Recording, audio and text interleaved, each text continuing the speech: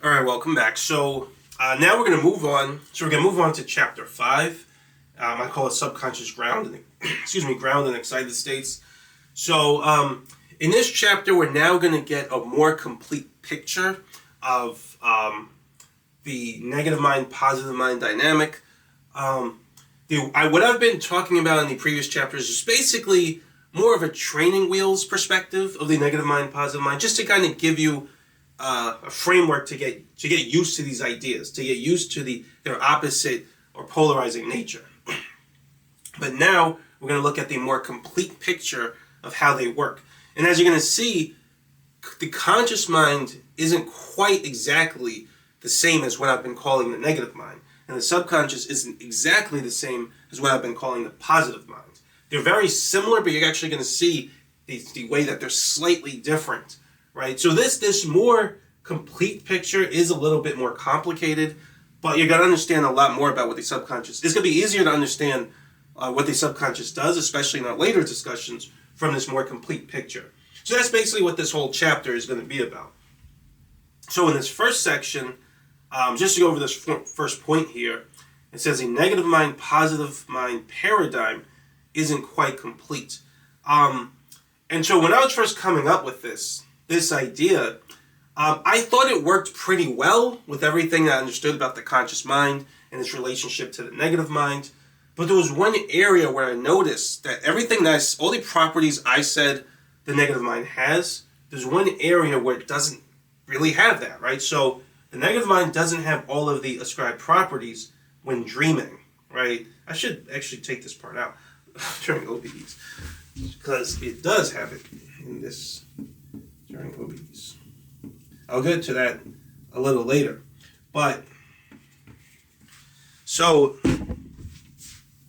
basically, yeah, the negative mind doesn't have all of the ascribed properties when dreaming, right? And so I said that the negative mind has the properties of awareness, free will, and rationality, or logic, right? It's able to easily analyze what's going on. It can assess the possibilities and make the best choice, right? So now, if that property is innate to your conscious mind, right? Well, it does have it for the most part the whole day, but there's one time where you don't quite have that property, and that's when you're dreaming. So when you're dreaming, right, you don't really have the same ability to use logic and rationality like you can during the day. So what does that mean? That means that property actually isn't innate to the conscious mind. Now, when you're dreaming, I would still say you have free will, right? You're still choosing things in a dream. That feels a little bit different, but it is still there, right? And you still have awareness when you're dreaming. That's how you know you're dreaming, right? But that one property of rationality, logic, which is very important to the negative mind, isn't there. So that tells me, and this was something I was thinking about when I was first making all of this, that tells me that the conscious mind, that property isn't innate to the conscious mind, whereas we said that it was innate to the negative mind. So clearly they must be a little different, right? So why is that the case, right? Why does the conscious mind have that property the whole time you're awake, and why does it go away at that one time? Well, when I was first making this, that was something I actually couldn't figure out. I couldn't figure out where the full negative mind property came from. But eventually I did figure out. I didn't even put it in the book, because I figured at least I have a theory on where it comes from. I figured it out after I finished the book. But for now, what I'll say is that what's actually happening here, where the conscious mind gets its full negative mind status from, which includes rationality, along with free will and awareness, it actually comes from the body, right? So the body is the one that sends a command to the subconscious mind, and the command in response to that, the subconscious response to that command, it'll compel the conscious mind in a way that actually gives it its rationality or its full negative mind properties. So just to go over this point here, it says in this more complete paradigm, the conscious mind has awareness and free will, but not rationality. And this quality actually is a compulsion that comes from the subconscious. In irrationality, right? The irrationality compulsion is charged by the body. So in other words, the body keeps the conscious mind charged, right, to maintain your ability to use rationality, logic, and all those things. So in other words, the body is constant. We'll talk more about it in the next section. That's actually what I mean by ground state. But we'll go over more in detail in the next section. But the body is continuously charging the subconscious to keep your, to compel the conscious mind to be able to use reasoning and logic. And in that sense, you get now what I've been calling the negative mind. And so we'll go over where the positive mind comes from in the next video.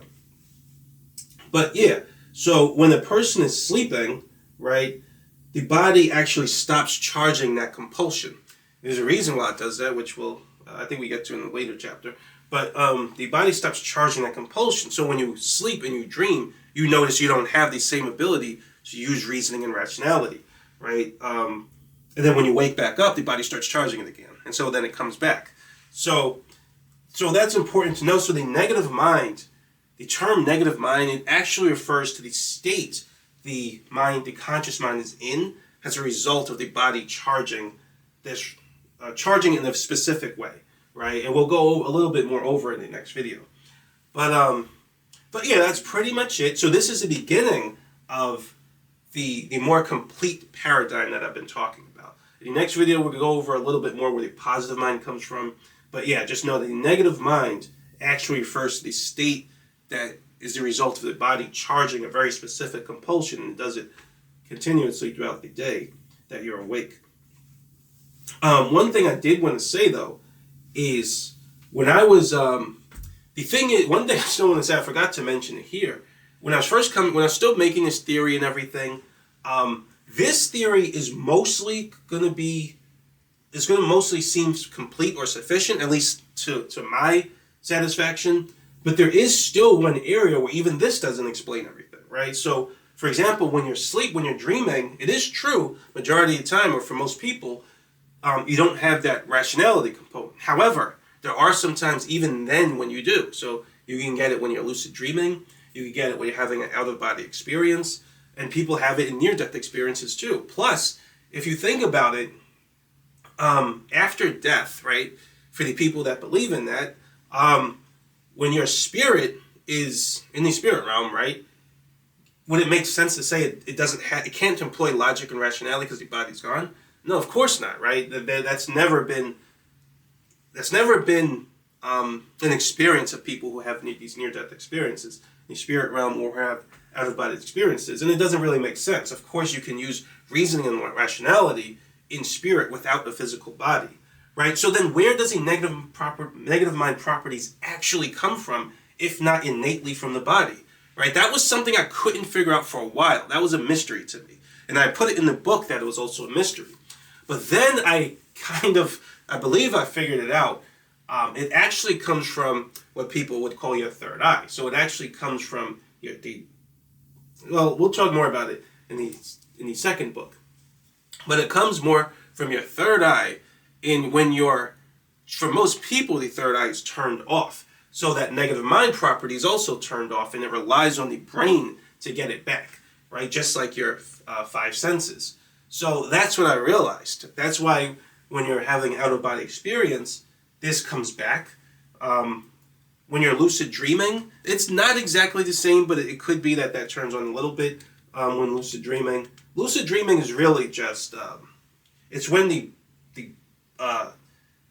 subconscious compels the subconscious mind in a way that kind of gives it some of its negative mind properties back, which can happen by chance when dreaming. But the negative mind could just charge the subconscious to do that. And then it stimulates the brain in a specific way that will cause the conscious mind to get its negative mind properties back, right? So that's why when you lucid dream, you usually wake up pretty quickly because the brain starts to become active again, and it just pulls you out of it. But yeah, so that's kind of not very important right now for this theory. But that was just, I'm always theorizing about this stuff, so that was just something I kind of realized after I finished writing the book. But anyway, yeah, that's pretty much it. So this is, like I said again, this is the new dynamic we're going to be working from. It's not that different from the old one, but it's important to still know the more complete difference between the negative mind and positive mind, the conscious and subconscious mind. And again, in the next video, we're going to talk more about these guys, and then we're going to have a better understanding of the negative mind and positive mind dynamic. Right? So yeah, thanks for watching, and I'll see you next video.